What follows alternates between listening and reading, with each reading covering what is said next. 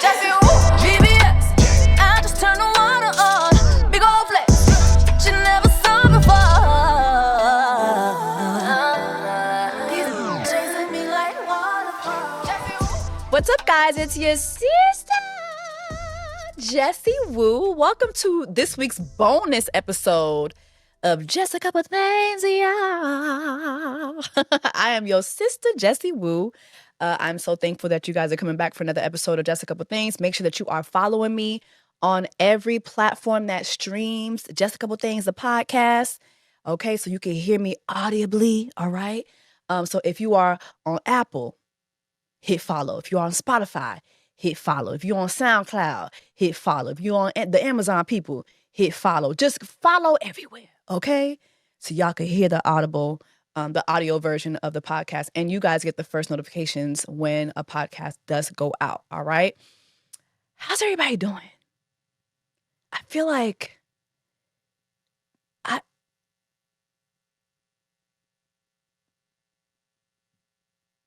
I'm here. You know what, bitch? I'm here. Okay? I'm here. So many things have taken place this week in the news and everything. But before I get into all that, before I get into just a couple things, I just got back literally last night. I'm shooting this on the 28th. Last night, I just got back from Tulum. I was in Tulum on my first vacation of the year. Some of you watching this episode will see videos and images of yourselves. Shout out to all of you guys who came to Tulum with me in January. This was a reschedule. Our vacation was supposed to be in October, but there were hurricanes, so we couldn't do it. And then even this almost got rescheduled because of the snow. Houston got snow. Florida got snow. And I'm talking about there were snowstorms. Atlanta got snow twice. LA, unfortunately, is still burning. And so some people couldn't make it. But I'm really thankful for those of you guys who were able to make it. And the trip went so well. I was so nervous to do this. But I think I was nervous just because it's only my second trip. And I think a lot of times people have very high expectations, especially if you're somebody with a platform. And if you don't perform well, like motherfuckers will let you know, and they will let the internet know, okay? They will leave you a 2-star review on TikTok, all right? So I didn't want to provide service that people wouldn't like. And also, so everything went well, but then like talking to y'all, spending time with y'all, like it just was such a beautiful experience. And I'm learning, like I'm definitely learning like what you guys like. Y'all let me know what y'all like. Y'all be letting me know what y'all don't like. And I take all that into consideration, and I look forward to moving forward. So for sure, I can tell you we're doing Ghana this year. For sure, we're doing Ghana. And we're working on Belize. All right. And there might be a cruise. Cross your fingers. There might be a cruise. But I look forward to seeing you guys all very, very soon again. All right, let's get into just a couple things, y'all. Just a couple things, y'all. Bernie Sanders is still standing up for our right to be paid as first-class citizens in America. Did y'all see how down to the Klans meeting last week that happened in D.C.? Did y'all peep Bernie Sanders sitting on business? That motherfucker said, I'm not standing. I will not stand. Okay? No, I will not stand for the orange man. Point blank, period. I found this clip of Bernie Sanders still fighting. Right now in America, we have over 22 million workers who are making less than $15 an hour, and nearly 40 million people in our country earning less than $17 an hour. Remember how folks did not want to vote for Bernie Sanders? Y'all ain't want to feel the burn because he was too old. This man is still kicking and screaming down to these meetings on our behalf. Just saying. Next, Bishop Marian Edgar led a prayer and a sermon down to the Klans meeting. Well, after the Klans meeting that happened in D.C. last week. And her sermon was rooted in love, mercy, and compassion. You know, all the things that Jesus the Christ believed in. Mind you, y'all's president supposed to be Christian, right? Let's take a listen to her message. But the vast majority of immigrants are not criminals. They pay taxes and are good neighbors. They are faithful members of our churches and mosques. How you doing? Synagogues, Wadara, and temples. Shout out to the cameraman for panning the camera right to Trump and showing his absolute disgust. His absolute disgust for this bishop and her asking for these people to just be loved on and to have mercy on these people and to be kind to these people. He went on Twitter following Bishop Marion Edgar's sermon and prayer. This is what he said. The so-called bishop who spoke at the National Prayer Service on Tuesday morning was a radical left hardline Trump hater. She brought her church into the world of politics in a very ungracious way. She was nasty in tone. Is nasty in the room with us? Is nasty in the room with us? Lord, he might be talking about, what's his name? What's his wife's name? Melania. We saw her coochie lips open back in the day talking about nasty. That's nasty. Is nasty in the church with us? She was nasty in tone and not compelling or smart. She failed to mention the large number of illegal migrants that came into our country and killed people. Lord have mercy. I'm not going to continue to look at this shit. Anyway, as a result of his tweet, this lady received endless death threats. Endless death threats. Okay? And mind you, y'all's president, when he was getting sworn in, did y'all see how he wouldn't put his hand on the Bible? He supposed to be a Christian, right? Why he don't want to put his hand on the Bible? Why he don't want to touch the word of God? What's going on? But he will incite violence on a bishop. All right. Selena Gomez, speaking of migrants, Selena Gomez gets bullied for crying online for her Mexican people amidst the ICE raids, okay? Selena Gomez took to her Instagram and she did post this Insta story, y'all. Let's watch it together as a family. I just want to say that I'm so sorry. All my people are getting attacked. The children. I don't understand. I'm so sorry. I wish I could do something, but I can't. I don't know what to do. That was sad. And her posting that Insta story, can y'all believe, like, she got bullied for that? And a lot of people were in her comments saying, well, didn't y'all Mexicans vote for Trump too? Like, that's why we seeing these Mexicans watch their wives get deported. Mind you, the husband done voted for, I will vote for Donald Trump. Let's just keep in mind, y'all, like, listen, I will always remind y'all of the Latinos, especially those in Florida. The vote for Donald Trump. The vote for Donald Trump. Many of them was not Mexicans. They was Cubans. Not saying there wasn't Mexicans who didn't vote for Trump, because there were. Okay? There were.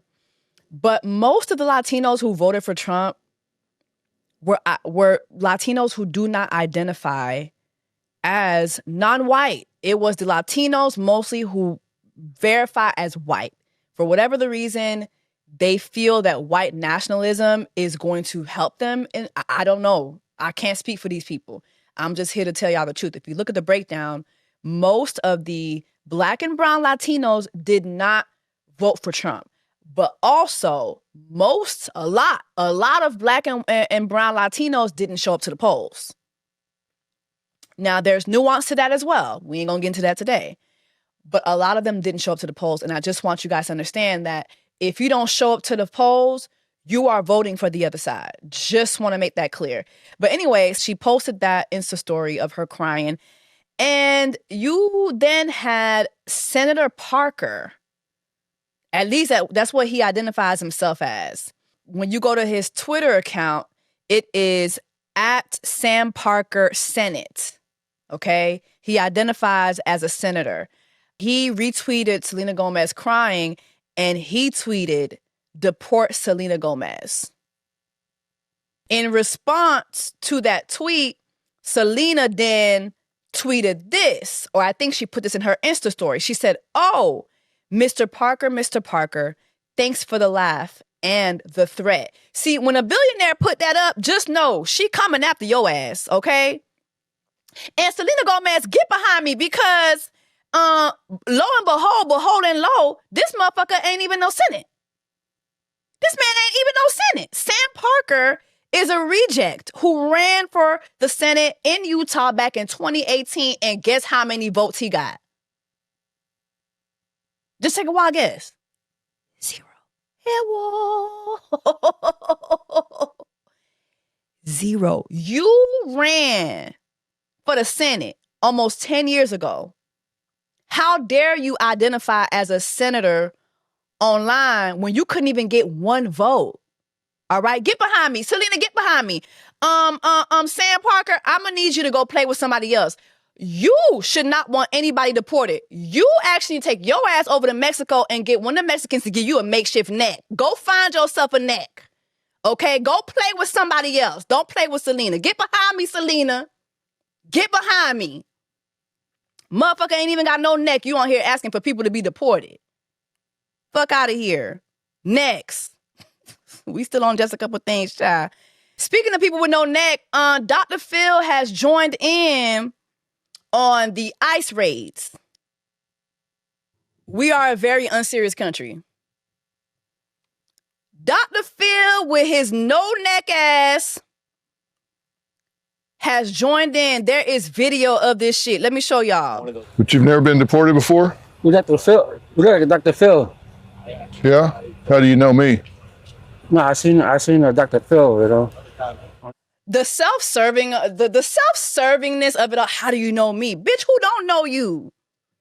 Fake ass doctor. Everybody know you a fake ass doctor. Like, everybody know about that shit. And what the fuck are you doing here raiding me? Like, shouldn't you be giving advice to somebody who needs it? Like, shouldn't you be on somebody's TV screen with a catch me outside type of moment? Like, what is going on? Why are you here?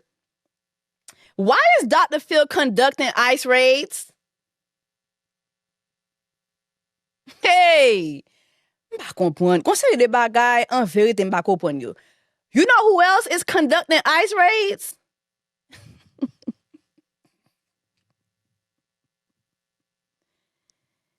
Y'all, Chris Hansen is conducting ICE raids. I'm dead ass. I am dead ass. This is Chris Hansen down to the ICE raid. Hold on. Are you here in this country legally? Do you have U.S. citizenship? Soy ilegal. But you came here, Marvin, for sexo con chico 15 años. No. You could go back to Honduras. No, por favor. Enough. I've had enough. You know what? At this point, I'm going to deport myself. Okay? This is a very unserious country. At this point, you know what? Let me go ahead and deport myself. Okay? Because I do not understand what the hell is going on. Dr. Phil and Chris Hansen conducting ICE raids. Are we for real?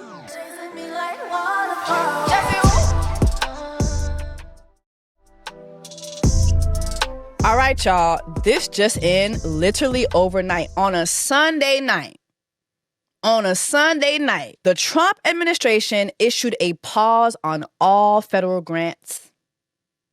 This is pretty insane. The White House Budget Office ordered a pause on federal grants and loans, according to an internal memorandum sent Monday, unleashing confusion and worry from charities, educators, even as the White House said it was not as sweeping an order as it first appeared, which really doesn't make sense to me. But basically, Trump wants to be able to look at all the numbers. Mind you, this is the same man who still hasn't revealed his tax returns, but he wants to go over all the numbers and he wants to halt government funding and loans. Like, so we're talking about like food stamps, WIC, unemployment, nonprofit organizations, and the money that they get for funding. We talking about Section 8.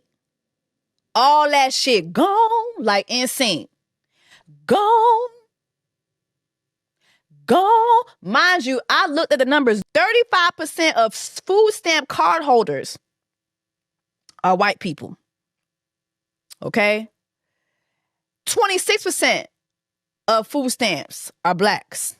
16% are the I will vote for Donald Trump Hispanic. Asians make up 3%. Native Americans make up 2%, which is crazy. Ain't this their land? This is some bullshit. But yeah, y'all, unemployment benefits, all that shit gone. He wants all that shit gone. Gone like NSYNC. Gone like his hairline. Gone like his frame of mind. Gone like his common sense. Gone like how I'm about to be when I deport myself, because I ain't got time for this bullshit. Y'all not gonna be coming down to my motherfucking house to ice raid my ass. Okay? All right? Jonathan, I will be taking my microphone to Canada. And we'll just have to do just a couple things from Montreal, Canada. I ain't got time for this bullshit, okay? If y'all don't see no more uploads, just know, Dr. Phil did it. And blame Oprah, too. Oprah, he's here because of your ass. By the way, did y'all know that right before the Klans meeting that happened last week at D.C. on Martin Luther King's birthday, that Trump released his own crypto coin? And his crypto coin shot up to $6 billion. Yeah. And you see how he is so quick to pause all types of financing for the everyday person. He wants to be able to just dissect every penny that's going to people who needs it. He is very, very mum about his own finances. Always has been. And even when it came up to this crypto coin, you know, when he was asked about it, he said, he didn't know much about how much it was worth. Mind you, it was everywhere. This article says, Trump's comments about not knowing much about the coin back up my opinion that he's making a mockery of the industry. It's a stunt. Honestly, anytime I see crypto, NFTs, all that shit, it's a scam. It's a scam. But while that man is putting a pause on our money, he is becoming a billionaire for real, because he wasn't one. So he's working on his billions. There's a reason why all those billionaires were front row at his Klans meeting that he had last week in D.C. on Martin Luther King's birthday. All right. More, just a couple things. Just keep it rolling. Speaking of rolling, Target rolls back DEI initiatives. Target said, listen, we ain't never really want to showcase y'all black businesses. And now that Trump is involved in the office, baby, we damn sure ain't got to do it now. So yeah, fuck y'all. We're not going to be focusing on y'all black businesses. Thank you very much. Good luck to y'all. They rolled back on their DEI initiatives, and, you know, several well-known black business owners who sell in Target have spoken out about it. We had Tabitha Brown, who had this Insta video that she posted. Let's take a look at it. I know many of you are asking and have asked and sent me messages about the recent DEI announcements at Target as well. And as disheartening as it is for me, I'm not the only one affected by this. Tabitha, in the video, she goes on to talk about how protesting Target and not shopping Black-owned businesses will hurt their bottom line. She also expressed that she understands folks deciding not to shop at Target. She definitely understands that, and she said that she stands with that. And she wasn't the only person that I follow that spoke up. Melissa Butler, who's the owner of the Lit Bar, she had a series of videos. You have Courtney. How do I say her name? Courtney Adeleye. I'm so sorry if I'm pronouncing your last name wrong, Courtney. But Courtney Adeleye, who owns the Main Choice, had a post as well where she talked about, yeah, like, this is really fucked up what they're doing, but it also hurts us as a business, as businesses, if you guys don't shop us. And, you know, listen, they've all said they understand folks protesting, but they also have the right to talk to their consumers who still want to consume them, who still want to consume their products.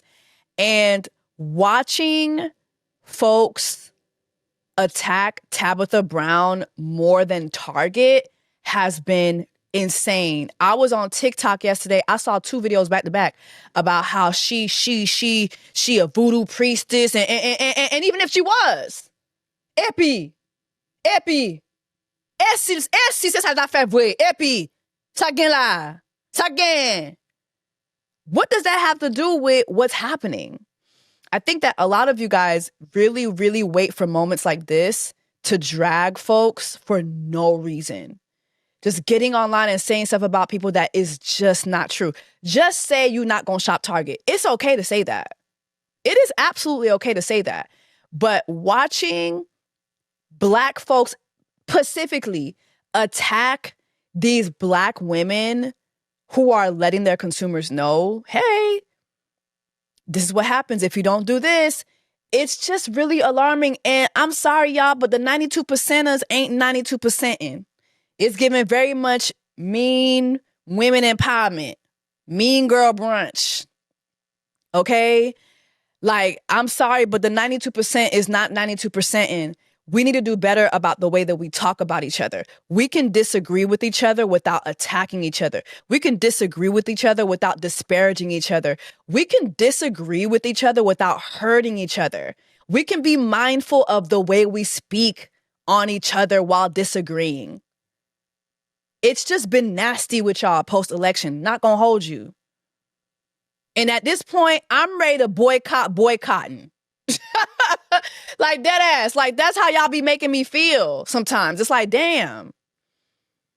We can disagree and still be mindful that this person is a person.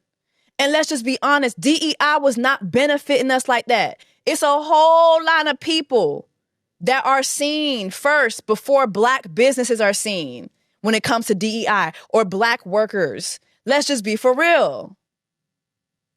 Let's be for real. It's up to us to support each other.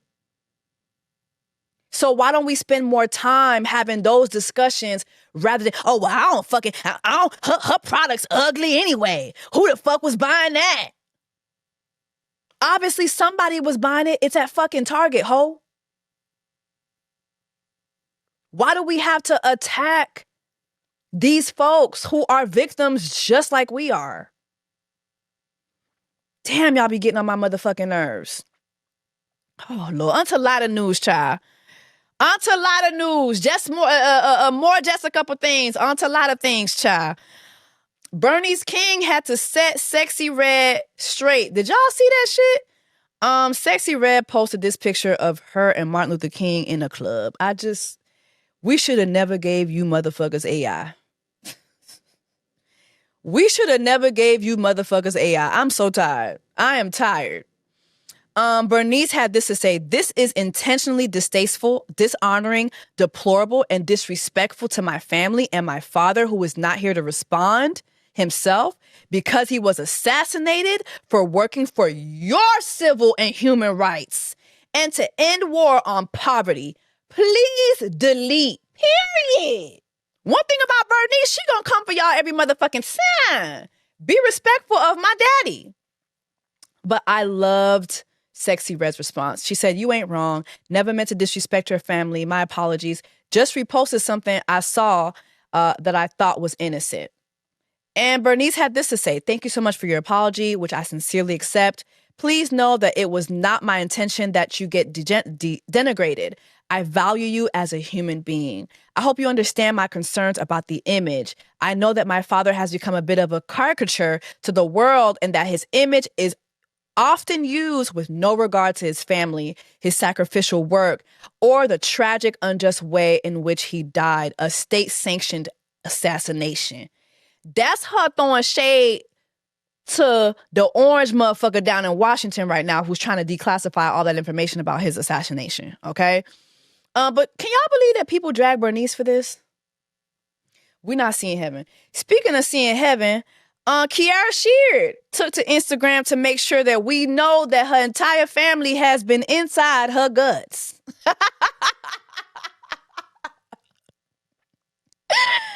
Kiara took the... I can't even. Kiara, this ain't the first time. You slipped up another time, too. I ain't gonna play that clip. But this ain't the first time you done let us know about what's going on in your guts, sister. Hashtag my family. The joys of being a wife and mother.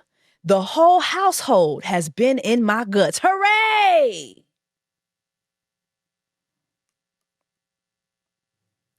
Kiara, please, okay? There's danger in the lane. Every time I think of Kiara Sheard, I think about that damn video of her when she was a child just singing up and down that church. There's danger in the land. And she wasn't lying. It's still a lot of danger in the land. All right, speaking of danger in the land, Lori Harvey is posting for Playboy. Why? Just why? You want to know why? There's danger in the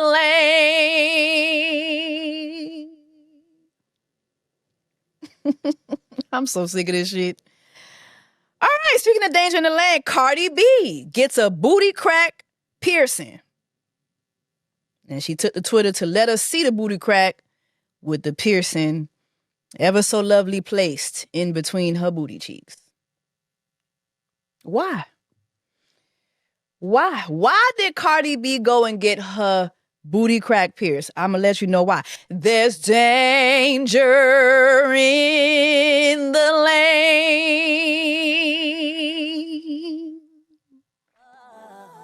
I've had enough, okay?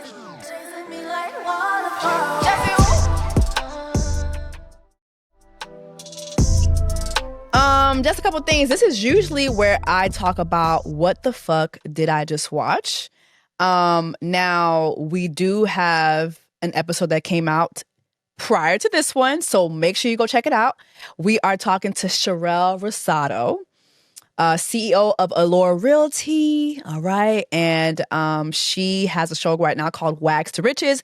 We also know Sherelle from Selling Tampa. This is her second show with Netflix. So I was blessed with the opportunity to talk to her about Wags to Riches. So again, please watch the prior episode if you have not watched it already. But for this episode, just briefly, I wanted to talk about the curious case of Natalie Grace. Now, I talked about this documentary about 2 episodes ago. You know what, Jonathan? Do me a favor and do a playback. We're going to... And we're going to play back what I said in that episode. The Curious Case of Natalia Grace. Imagine that you and your spouse are 15 years deep into your marriage. Y'all are doing very well. Y'all are well-to-do. Y'all have a mini mansion. You try to adopt. And your first attempt at adopting. So one day, out of nowhere, you get a phone call from a adoption agency in Fort Lauderdale, Florida, telling you that, hey, we're very familiar with you and your work. We're very familiar with your nonprofit where you all are helping children and yada, yada, yada. We have the perfect child for you to adopt. We know that you have 3 sons and are in the market for a girl. So we have the perfect girl for you to adopt. The only trouble is you have 24 hours to adopt her. If you do not adopt this child within 24 hours, she will go into foster care. You show up to the adopting agency, and upon arriving, you see that the baby girl that you're about to adopt has actually been returned by a previous family. The girl comes out. She's 6 years old. She is an immigrant from Ukraine. She's running up to you and your wife. Mommy, daddy, You take her home. First night in, you decide you're going to help your baby girl take a bath. Your wife is upstairs about to bathe your new 6-year-old daughter. You hear a scream. Ah! Come up here. I need you to come up here immediately. You run upstairs. Your wife says, look, lo and behold and lo, your 6-year-old adopted daughter that you just got a couple days ago. It's a jungle down there. She's 6 years old. Why does she have a grown lady bush? Within a week's time, you call the adoption agency. They're like, hey, you Googling, Google's telling you, well, usually, puberty and bushes start hitting girls around 8 to 13. You're in your daughter's room, cleaning up the room or whatnot. You go to clean up under the bed. You find bloody socks up under the bed. You ask your new daughter, hey, what's going on? Why do you have makeshift tampons up under your bed? Your new 6-year-old daughter tells you she has her period and she's been hiding it. Who is this? She's not 6 years old. By the third week, you find out, she needs surgery on her feet because she has a particular condition that comes with several, not many, but about 3,400 people have the condition that she has. While looking for the doctors who specialize in the surgery that your new daughter needs, they pair you up with another child who is 5 years old, who has the exact same disease. That child comes in. That little person child comes in. Your new adoptive daughter looks way older than that child. Who the fuck did you just adopt? What do you do? So now this girl knows the jig is up. She starts doing things like when y'all get in the car to go on a family trip, she goes to her seat. She poops on herself. You notice that your new adoptive daughter is at the foot of your bed with a knife. And she's telling you she gonna kill you. They're able to re-age her to her 20s. Well, several neighbors complain about her entering into their homes without their consent. She has a stint where she is in a mental facility for a moment where they're evaluating, her mental health. And you have the mental facility staff detailing how she kept propositioning the other people who were there to be evaluated in the mental hospital. So now these parents have to go to court. They are charged, they are arrested, they have to go to trial for child neglect, for a child who's not even truly a child, for a child that they can't even prove is an actual child. I'm talking about investigators got to go down to Ukraine. They find this lady who actually says that the girl was really a girl, but there's no real proof. It's an insane documentary.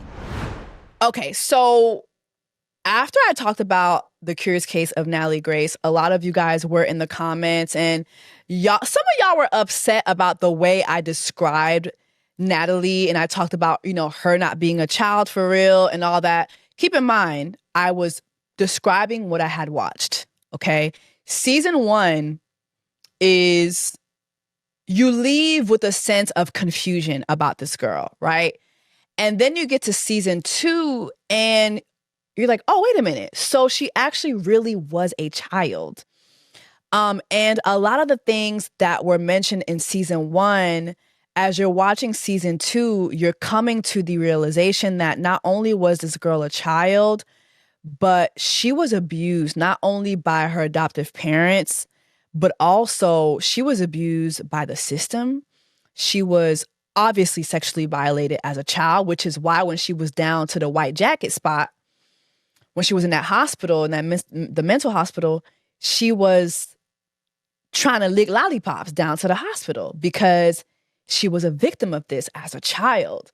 But in the second season, you meet the DePauls, who is this family who basically, while she was in that last apartment that she was in by herself, this family just came to the apartment. They met her one time, I guess, like while she was standing outside. They came in the apartment. They got her up out of the apartment immediately.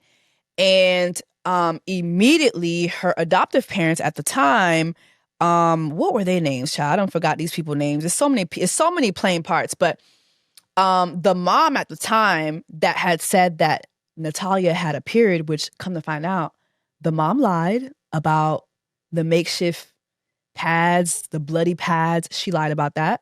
She was abusing Natalia over and over again physically. She tried to sell Natalia off to another little person who, by the way, one of his number one standards was he would not have sex with another little person, which was crazy to me. Like, how are you a little person and you discriminating against other little people? That's crazy. Anyway, you see that the mom was psychotic and the mom really abused her. Now she's with these DePaul people, which immediately they're able to take up all her money from her, like her Social Security, her monthly assistance from the government. Like, I didn't even need a full episode to know that this was a scheme that Todd set up to come to us with the bullshit. These people saw this girl as a check. Never took her to get any of the operations that she needed, was taking up all her money, had her out here broke, could not do anything for herself. She even became more paralyzed than she was before, paralyzed in her legs, couldn't move. Like, it's just ridiculous. And what saves Natalia Grace is she sparks an online relationship with some random guy in London who saw her on the Dr. Phil show. Mind you, Dr. Phil is now conducting ice raids. There was a time when Dr. Phil was actually a seemingly good person, but saw her on the show, reached out to her. They spark an online relationship, and she's able to tell this man what's really happening with her in this DePaul house. Child, come to find out, Cynthia and Antoine DePaul are in a cult. I could see that immediately. They're in this house that they've turned into a church where they cast demons out of people. And there are a series of people who come into the documentary and talk about how they went from letting the DePauls babysit their children, because Cynthia had her own like babysitting service. They went from letting their children be babysat by Cynthia to all of a sudden just signing over all their parental rights to this woman. And now she's able to adopt them and get a check. In the house alone, they have about 10 children, 10 to 12 children who they're getting checks from to have in their home. It was a scheme that Todd set up to come to Natalia Grace with the bullshit. Finally, what happens is this man is able to contact the family that wanted to adopt her, who was also a little person's family. They knew Natalia when she was younger. They had Christmas pictures with her and everything. They were in the midst of adopting her from that first family, but something happened. It fell through. And so the guy in London knew of the family from the documentary, reaches out to them, sends them all these voice notes that he recorded of Natalia saying what really was happening to her. They orchestrate a rescue, and they rescue Natalia at church during a church service. Rescue her, take her all the way to another state, and finally she's able to break free. But I mean, if you haven't watched the Natalia Grace documentary, please do. It is so good. It is on Max. But watching it, I cried so much because Natalia said something that really struck me. And she talked about how she just never felt love. She always wanted to experience love nobody loved her. Nobody loved her. And every time she thought she was running into someone who actually cared and loved her, it never panned out that way. And I just found myself crying and crying and crying and crying and crying so much. Because believe it or not, as a kid, I was never told I love you. I never heard the words I love you. Ever. Ever. I know what it's like to live in a home and not feel loved. I never was embraced. I never felt like I belonged. And just hearing her story, it really ripped me apart. While I never heard I love you, I've heard the opposite so many times. So many times. And watching this documentary, when I tell you, it ripped me apart. Because I don't know, I'm not a parent, but I wonder if parents really understand the effects of their words on their children. And also, I wonder if parents understand the effects of their silence on their children. Not hearing I love you. That type of silence really stays with you for a very long time. And I will hear people say things like, oh, well, therapy this, therapy that, with time heals all wounds. And I'm here to tell you, it does not. Sometimes I find myself, the older I get, the more understanding I get, the more context I get out of life situations. I look back at my childhood and I get very angry because I'm just like, damn.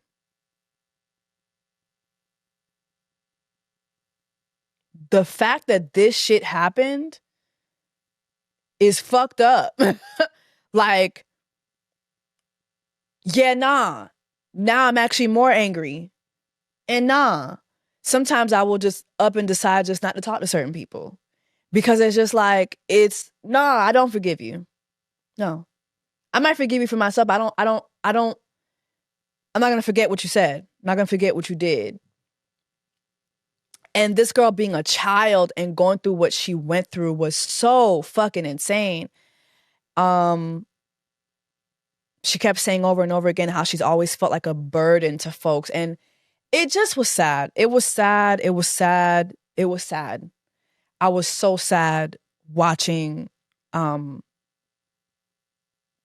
Curious Case of Natalie Grace. It's sad. But in the end, she's able to live with her new family. They love her. She gets a People magazine cover where she talks about her story.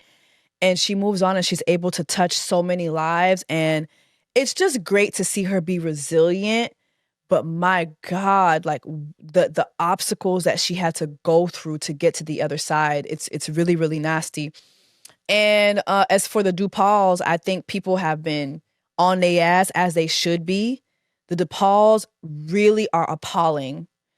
Not only did it's one thing to abuse someone, it's another to use the Bible to abuse someone. And that's what they did with her. And that's something too, I don't talk about my relationship with God a lot because I just feel like my relationship with God is not up for consumption. But I wish hell on anybody who uses the word of God to inflict hurt on other people. Whether it be physical hurt, whether it be sexual hurt, whether it be emotional hurt, mental hurt, whatever. I wish nothing but hell on people who do that. Because Jesus did not come down and die and rise and raise on the third day for you motherfuckers to be out here using the word of God for evil. Sorry, Lord. But it's just really disgusting to me.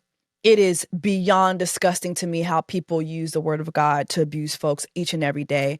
It's nasty. But anyway, those are my final thoughts on The Curious Case of Natalie Grace. If you haven't been able to watch it, please go watch it. It is a very, very good documentary. And apparently they have new seasons now where every episode will be someone different. But I don't know. I watched one episode and I was like, nah, The Curious Case of Natalie Grace, that was it. That was the best.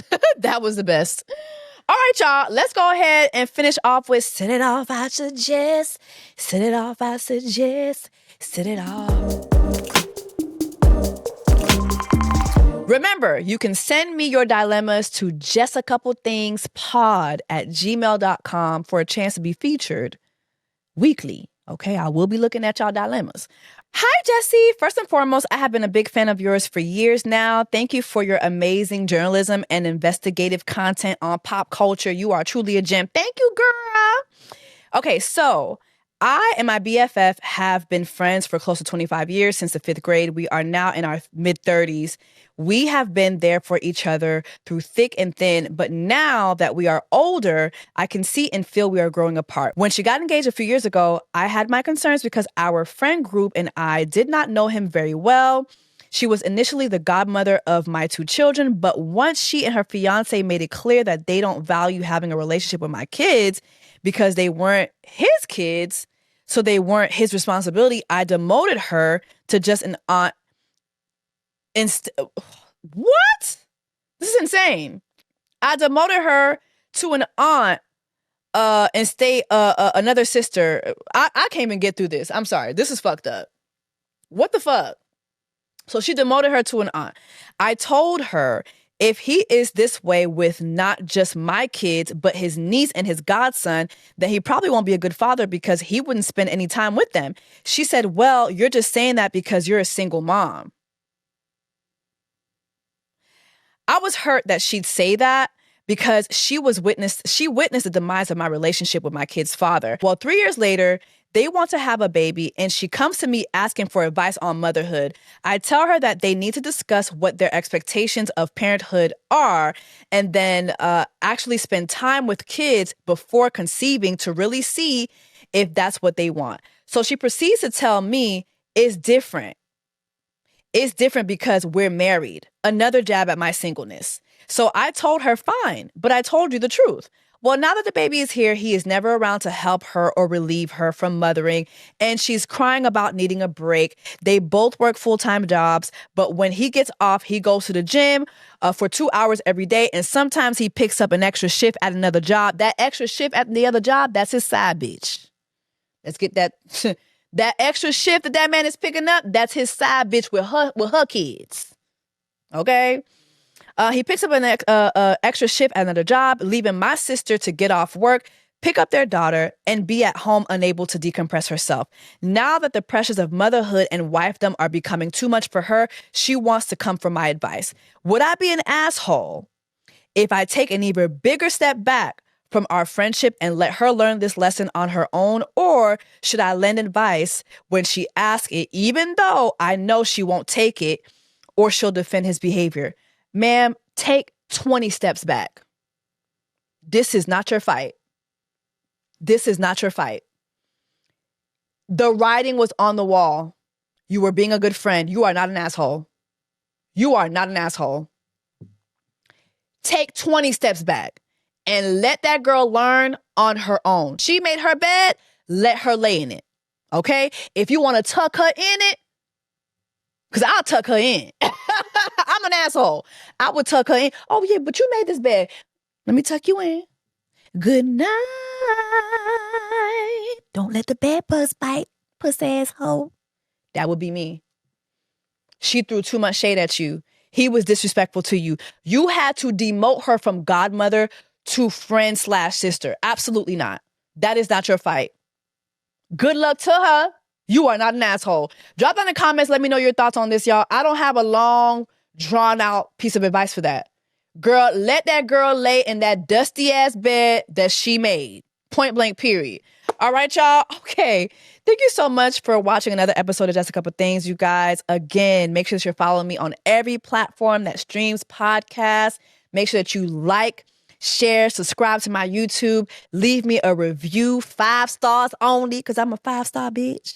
Okay? And I will see you guys for the next episode of Just a Couple Things, y'all. I love you guys deep. Take care of yourselves and each other.